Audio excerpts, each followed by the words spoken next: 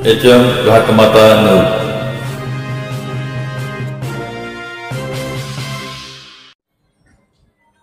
शिवाजी विद्यापीठाचे उपकेंद्र 16 थांबवा. बरोबर असं बरोबर आहे ना? बरोबर आहे की नाही? त्यांना बोल करणं बरोबर आहे ना? तुम्हाला कदाचित आठवलं का आपल्या आईवडीलचे कुलगुरू होते पवार साहेब. त्या पवार साहेबांच्या काळामध्ये सिलेक्ट ठराव झाला होता की हे विद्यापीठाचे उपकेंद्र खानापूरला तिथनं या विद्यापीठाच्या उपकेंद्राची सुरुवात झाली.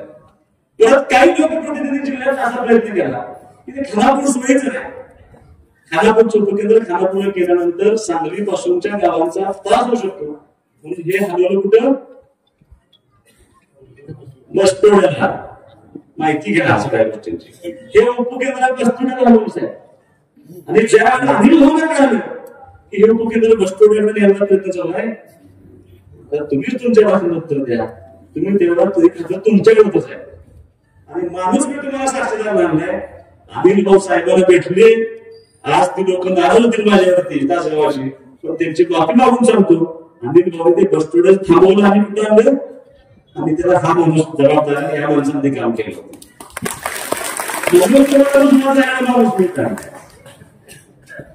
ते काम केलं.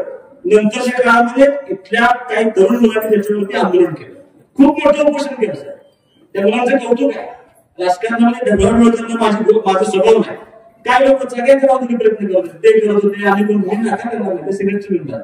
त्यांचं झालं असं की सिलेक्ट मध्ये खराब झालं म्हणजे आपल्याला आपलं उपकेंद्र मंजूर झालं. ते जाहीर आपल्याला सांगितलं 100 कोटी रुपये मंजूर झाले. सांगितलं नाही. सांगितलं होतं नाही 100 कोटी मंजूर झाले म्हणून. आणि मी बराच झाले होते त्या बोलवर झालं. मी आदरणीय मुख्यमंत्र्यांना पत्र दिलं की साहेब मिटिंग लाव.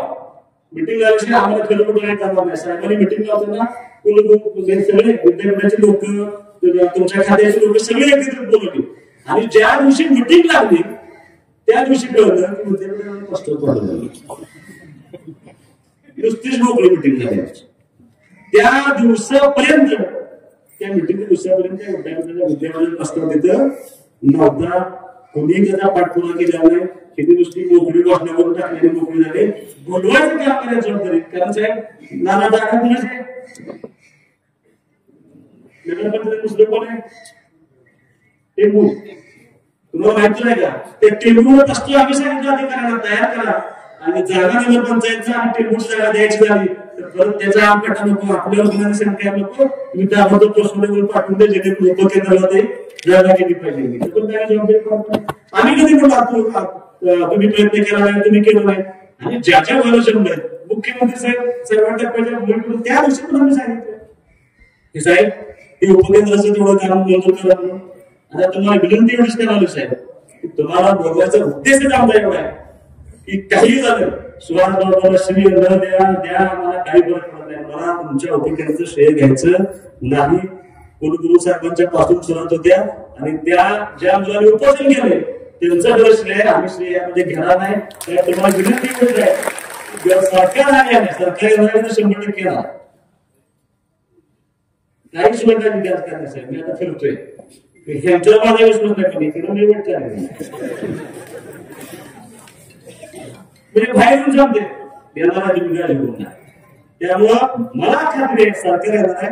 साहेब सरकार आल्या तुमची जबाबदारी तुम्हाला सुहास होता आमच्या आम्हाला सांगितलं मंत्री आयुष्यात कधी पाहणार नाही. पण तुम्हाला ही आमची कामं करावी लागतील.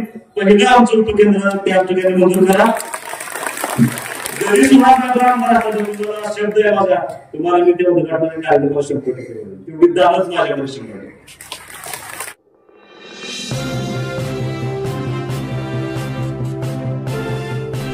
HM घाटमाता 9.